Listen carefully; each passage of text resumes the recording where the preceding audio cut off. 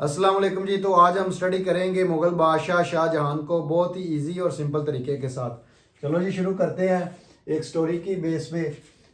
तो मुग़ल एम्पायर को छः जो ग्रेट मुग़ल एम्पायर हैं उसको हम एक फार्मूले के साथ समझ सकते हैं, याद कर सकते हैं। बादशाह बाबर, हुमायूं, अकबर, जहांगीर, शाहजहां और औरंगज़ेब आलमगीर। तो आज हम स्टडी करेंगे शाहजहां को, जो जहांगीर का बेटा था।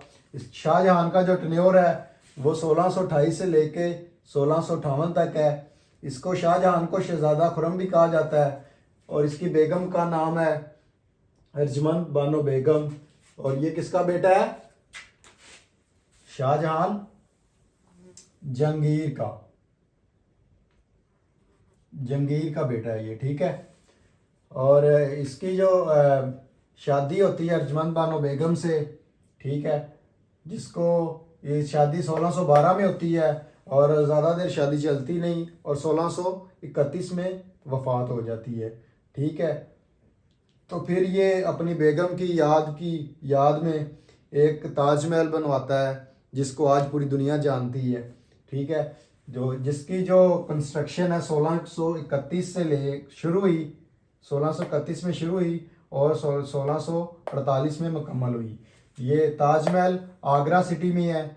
आगरा सिटी आपको याद हो तो ये सिकंदर लोधी ने ये सिटी ये ना दरियाफ्त की थी या बनाई थी, ठीक है। इसकी बुनियाद रखी थी सिकंदर लोधी ने, जो के दरिया जमुना के किनारे में है, ठीक है। ये ताजमहल का नक्शा किसने दिया? अहमद लाहौरी ने, ठीक है। इसके बाद हम देख लेते हैं इसकी जो कंस्ट्रक्शन के हवाले से शाहजहां का जो दौर है आर्किटेक्चर के हवाले से बहुत ही इंपॉर्टेंट है, ठीक है। तो इसको हम देख लेते हैं। इसने मस्जिद वज़ीर खान बनाई शाहजहां ने, लाल किला दिल्ली बनवाया, शालीमार गार्डन बनवाया, शीश महल लाहौर बनवाया शाहजहां ने, और तख्ते तौस बनवाया। तख्ते तौस जिस पे कोहिनूर का हीरा भी लगा हुआ था, ये बनवाया भी इसने और इस पर बैठने वाला भी पहला बादशाह शाहजहां है। इसके बाद इसने चबुर्जी लाहौर बनवाया। किसके लिए बनवाया? अपनी पोती के लिए, जो कि औरंगजेब की बेटी थी और इसकी पोती थी, ठीक है। इसके आगे हम देख लेते हैं शाहजहां के 4 बेटे थे। पहले का नाम क्या था? दारा शेकू, जो दिल्ली और आगरा में हुकूमत कर रहा था। शुजा इसका बेटा दूसरा, जो बंगाल में हुकूमत कर रहा था। और तीसरा बेटा मुराद, जो गुजरात में हुकूमत कर रहा था। और इसका चौथा बेटा औरंगज़ेब आलमगीर, जो कि दक्कन में हुकूमत कर रहा था। तो ये इसका जो टेन्योर है 1658 तक है। तो 1657 में जो है बीमार हो जाता है शाहजहां। तो अब हुकूमत बंटनी थी इन चारों बेटों के दरमियान। तो क्या होता है, 1657 में एक जंग होती है शुजा के दरमियान, जो कि बंगाल में था, और दारा शेकू के दरमियान, ठीक है, जो कि दिल्ली और आगरा में था, ठीक है। ये जंग होती है और शुजा हार जाता है और इस जंग में कत्ल हो जाता है और दारा शेकू ये जंग जीत जाता है, क्योंकि शाहजहां चाहता था कि दारा शेकू ही जंग में आए। इसके बाद आगे बेटे बच जाते हैं 3। फिर मुराद और औरंगज़ेब एक साइड पे हो जाते हैं, दूसरी जंग होती है, और दारा शेकू एक साइड पे हो जाते हैं। और इस जंग को नाम दिया जाता है बैटल ऑफ समूगढ़। ये 1658 में होती है, ठीक है। तो ये जंग दारा शेकू हार जाता है और जो मुराद है औरंगज़ेब ये जंग जीत जाते हैं, ठीक है। तो तब ये औरंगज़ेब है जो 1658 में ये अपनी हुकूमत की बुनियाद रखता है। इसके आगे इसका दौर शुरू हो जाता है औरंगज़ेब आलमगीर का। तो ये दारा शेकू को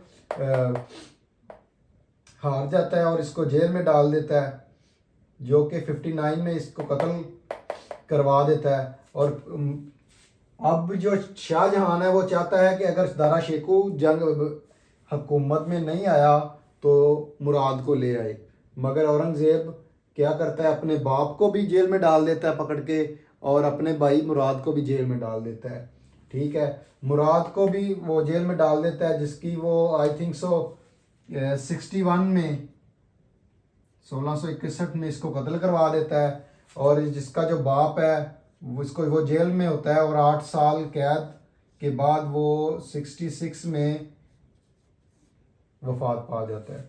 ठीक है, दारा शेखू किसका शागिर्द था? हज़रत मियाँ मीर का।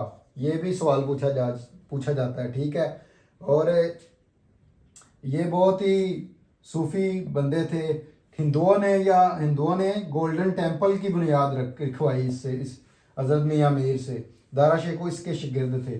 ठीक है, तो